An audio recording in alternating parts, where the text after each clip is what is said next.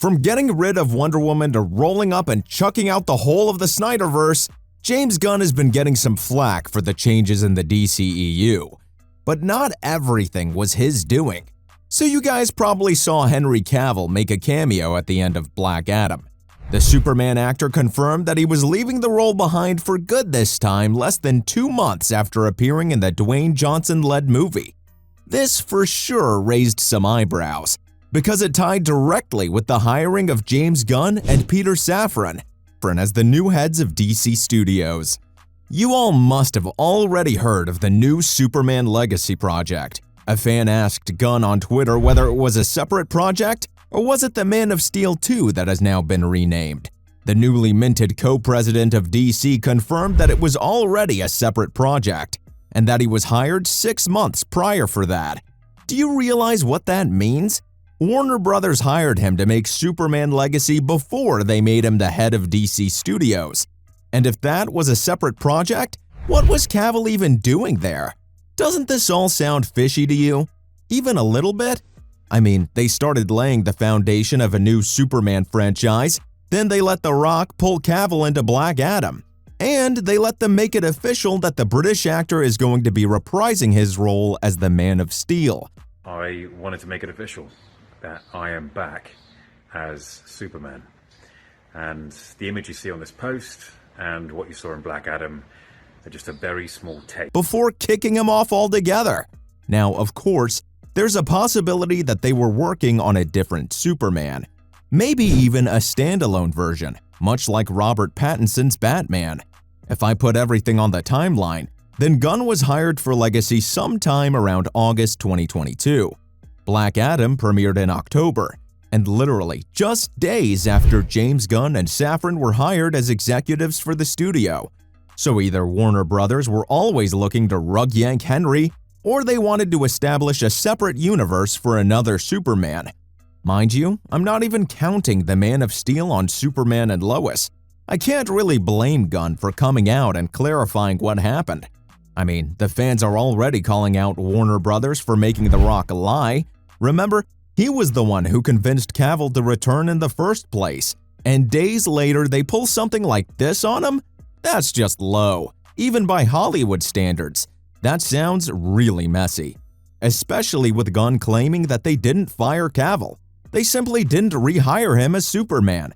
Not sure how that's any different, but I guess he didn't want to get hated by the fans on his first day on the job. Cavill was much loved by the fans, that's a fact. And to me, he was the one shining light in the mess they made with the Justice League. What I don't get though is that Gunn and Safran are willing to work with other actors. I mean, Ezra Miller is returning as the Flash in the upcoming movie, and they're even open to Jason Momoa keeping his role as Aquaman. You should get out. Can you at least point me to Atlantis? So what is this beef with Cavill? Maybe the studio messed it up before handing over the reins to the new execs? And all Gunn could do was put out the fire as best as he could. Cavill leaving the franchise is huge. They initially built everything around him, and even though the movies got a mixed reception at best, the former Superman actor was never the problem. He just wasn't in plans for James Gunn. The Superman Legacy writer revealed that the reboot will feature a much younger Clark Kent, one who hasn't been tainted by the dark realities of the world as much. And Cavill, obviously, is a little too old for that role. On top of that, fans would always see Snyder's version of the Man of Steel in him. The latest update on the Superman reboot is that the plot is pretty much defined. Gunn confirmed it himself on Twitter, saying that he's very far along the script. I can't stress enough how important this movie is going to be. It's still a couple of years away with a release date set for 2025, but all eyes are going to be on this project. It just has to be an absolute banger. I mean, there's no other way. The studio's decision to get rid of Cavill would come back to bite them if Legacy isn't a box office hit.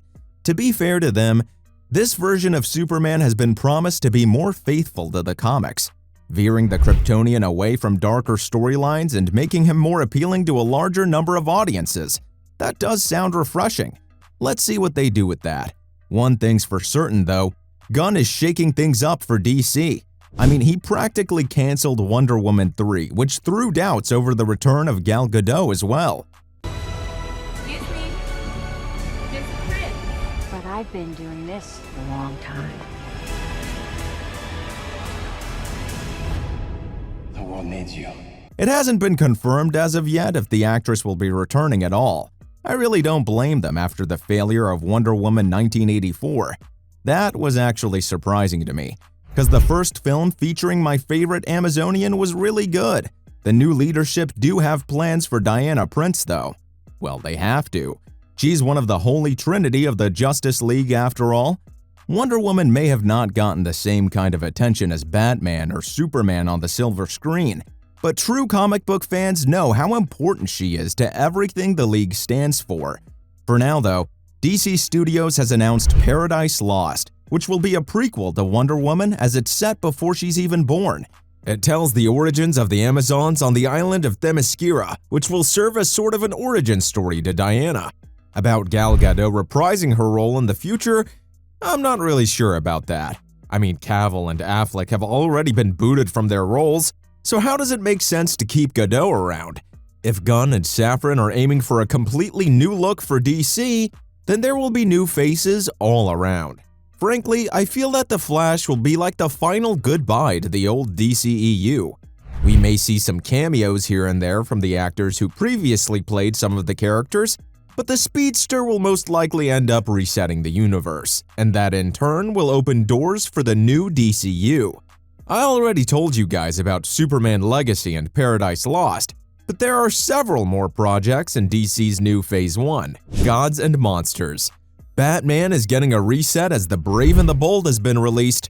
It'll feature a younger Batman along with Robin, and not just any Robin. It'll be Damian Wayne, Bruce's son with Talia al Ghul. Supergirl and Swamp Thing are both going to get their own movies. But a TV show I'm really excited about is The Lanterns. It'll feature both Hal Jordan and Jon Stewart as Green Lanterns, which is going to throw some much-needed color into the DCU. They're going to serve as super cops on Earth's precinct, although how two Lanterns are going to be present in the same sector at the same time would be interesting to see. But honestly, it's obviously going to be much better than Ryan Reynolds' version of it. That movie was a dumpster fire. Booster Gold is another TV series that has been confirmed. The casting has yet to be done, but comic book fans would be happy to hear about one of the most beloved DC characters making his maiden appearance on the silver screen. These are, of course, only some of the projects that DC has announced so far. It'll be really exciting to see what Gunn & Co. have in store for us in the future. That's all I got for you all today on the new Superman.